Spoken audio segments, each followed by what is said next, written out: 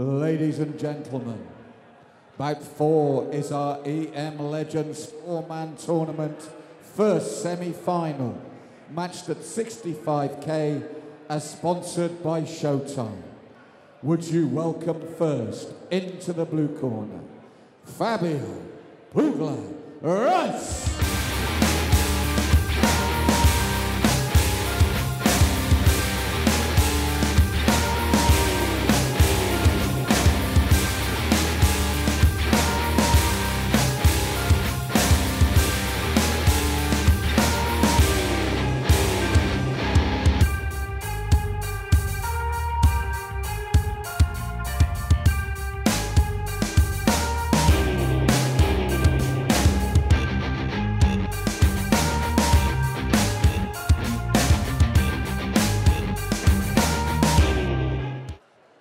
And would you welcome his opponent into the red corner, Jurij Krivenko.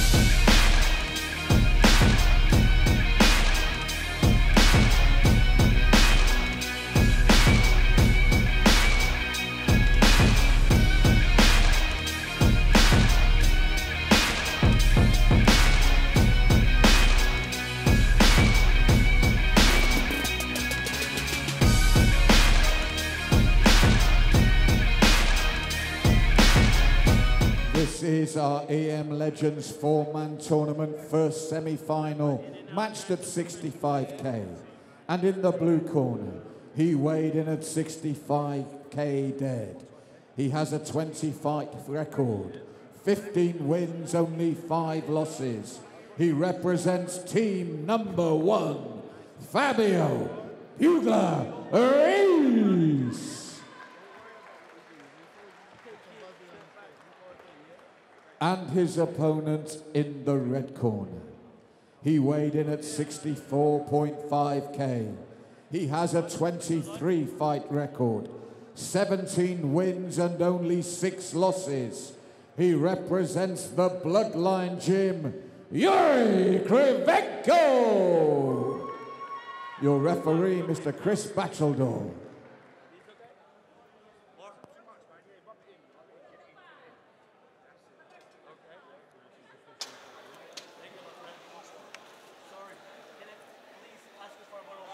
Super Fight Series tonight is very proud to host the EM Legends 4-man tournament. Tonight, the first of your 2 semifinals. Out of the blue corner, by way of Portugal, Fabio Reis, Jurij Krivenko in the red.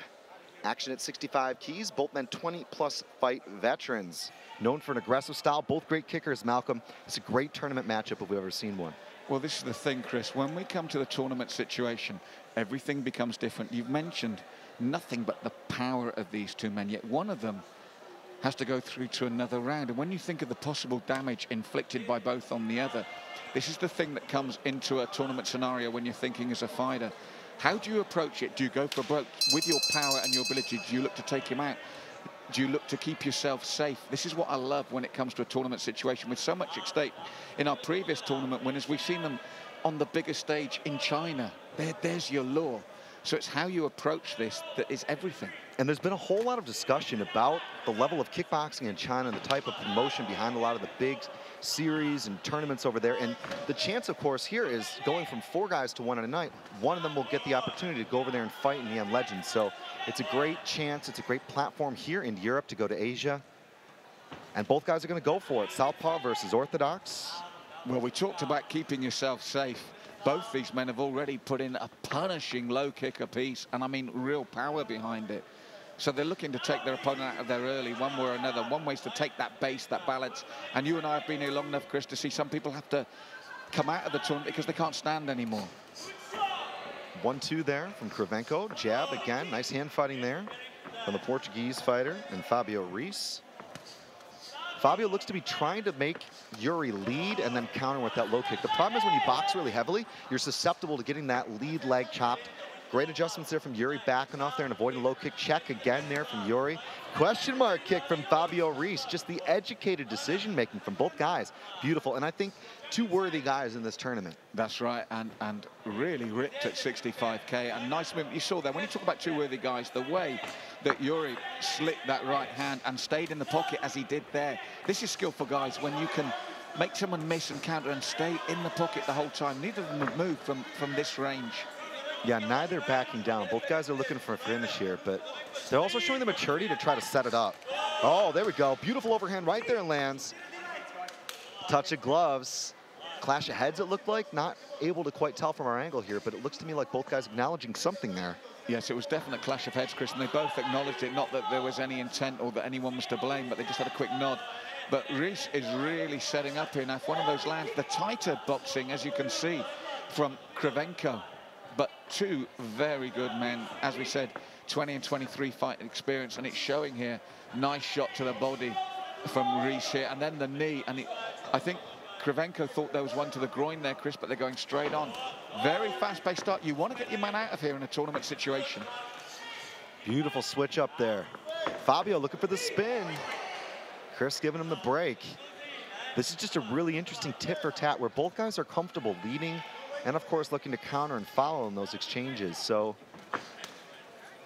a lot of crunching, if you will, of the data in this fight. Both guys are looking to see what the other's doing, trying to find a way in, and neither really rushing it, too, which is just great to see. But it's not like they're not working and not landing. So real economy of movement and motion. That's the experience, Chris. That's what you expect at this level, and that's what I enjoy at this level. You can see a barnstorming fight very similar to this with less experienced men.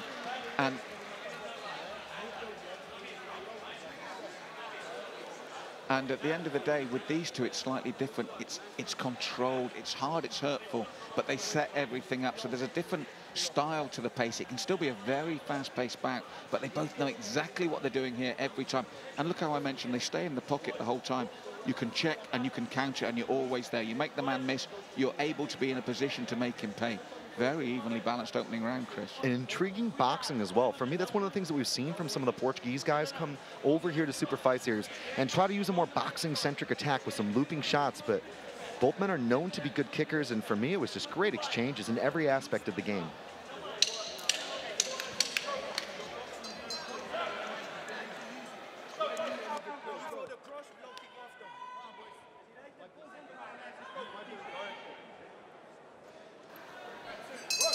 Second of a scheduled 3 here at your call. 2 more minutes on the clock. Chris Hoekstra with you alongside Malcolm Martin. It's the EM Legends 4-man tournament. Only one will go on to fight in the finale here later tonight. So it's a big ask to fight twice in a night, but both men said they worked on cardio and stamina and said, look, I'm ready for 3 hard rounds if I need it. It would seem to me, though, that in a tournament setting, you'd love to get your guy out of there early. Obviously, that goes without saying, Chris, in the sense that you're safe, you're not taking damage. Like here, it's close. That'll be a big score there for Fabio. And again, you're always thinking, how much damage do I take? And there's things we might not see. You might cover it, you might take a shot to the rib cage. You're the man that goes through, but your ribs are damaged for that final. And when you've got 2 men like this that stay in the pocket so frequently, a lot of that work lands, whether you're checking it, you're blocking it.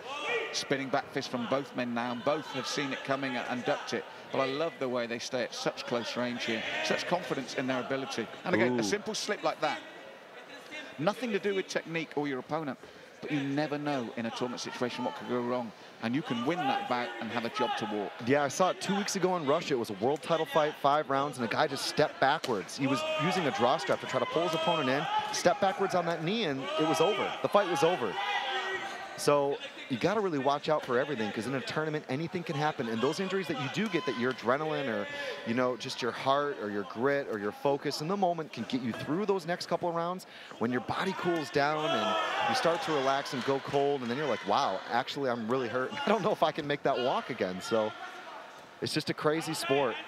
Well, here in this second round, though, Chris, for me, Fabio Reis is just beginning to turn up the heat. That overhand right, set up by either that left leg or left hand, is just beginning to find the target now. And that said, Krivenko comes in with that chopping rear leg kick to the thigh of Reis, just when I thought he was beginning to turn the pressure up. But again, both these men, and that chopping low kick again, both these men are taking punishment before they go through to this tournament final. And both guys are breathing. Now, it's not necessarily an indication that one of them is gassed, but both guys are working hard. The work rate's there. There's not a lot of distance management strikes or strikes kind of thrown at 50%. Both guys are loading up on power shots, and they're leading with power shots, and that can be an exhausting proposition, especially to keep that up over 3 full hard rounds. And again, a lot of those power shots are targeting the thigh of their opponent as well, their mobility, their ability to move if they get through to that final. And I think in this first semi-final, whoever gets through, he's going to have to work to get there. And whoever goes out of this will say, well, whoever's in that next semi-final, I've softened him up for you because they've both gone for it. And for me, this round, Chris, Fabio is just edging it for me with this sort of technique when he stays in the pocket. Nice right hand there from Fabio. Yeah, I have to agree with that. I'd really probably score this round with more confidence than the first. I'm saying 10-9 for Fabio. The first was definitely competitive. I wouldn't be surprised if, because some of the kicks from Krivenko, and of course Krivenko's checks in the first, that they scored it to him, could be tied up, could be 2-all for somebody, but we'll have to take a look at some of the action here and recap what an exciting round that was. And as I said, both men stay in the pocket, they push forward, they work hard, and Reis, that perfect timing, and for me that's another reason why I feel he's got this round. He's really stayed in the pocket, beautiful timing. As Krivenko went to check, he takes the standing leg, he continues the kick anyway. So third round coming up, Chris, I feel if Krivenko gets a really big third round, this will be really interesting to see who goes through to that final. But both will know they've been in a real bout here. Yeah, I agree. And it's also interesting in a tournament, you know your opponent or your potential opponent is watching this.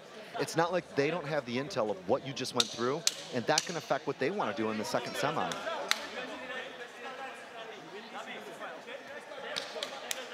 So seconds out, and it's the third and final round here. The prize at stake, a trip to China to compete in one of the top promotions, EM Legend. Super Fight Series working alongside EM Legend. Great to see global kickboxing happening here at the York Hall. And as you mentioned, especially for our homegrown talent, Chris. And again, Reis, the man just beginning to put the pressure on again here in the third with that overhand right that he sets up. You know, it's like left low kick, sets up the overhand right. Now, for me, if I was Krivenko, the moment that left low kick comes in, step in because you know the right's coming, step inside that and retaliate yourself before that shot comes in. He's looking for the leg now. Look, the low kick, you can see him getting ready for it. That's why he's gone into that southpaw stance to land that left leg. But how many times was that? 3 times? Yeah, I was going to say, he seems to be kind of eating a few shots and standing a little bit gun shy. He's got to go for it here. His corner must be confident that they won that first round, so they're going to try to outpoint Fabio here in the second, or excuse me, the third.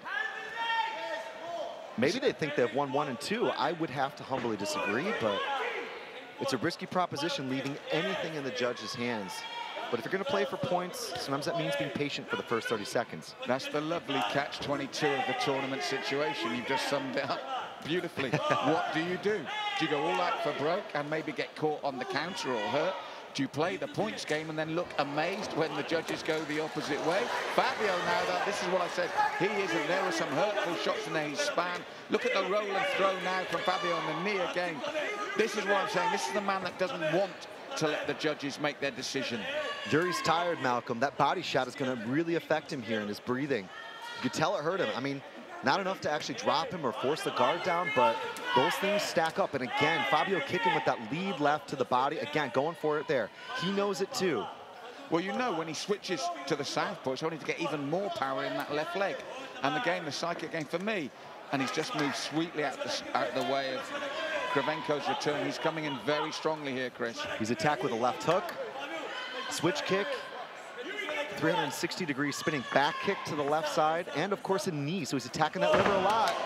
Flying through the air, switching up. Big breaths here from Jurij. The corner actually saying constantly, Fabio, finish. 2 words, Fabio, finish. They are going. They're confident in their man.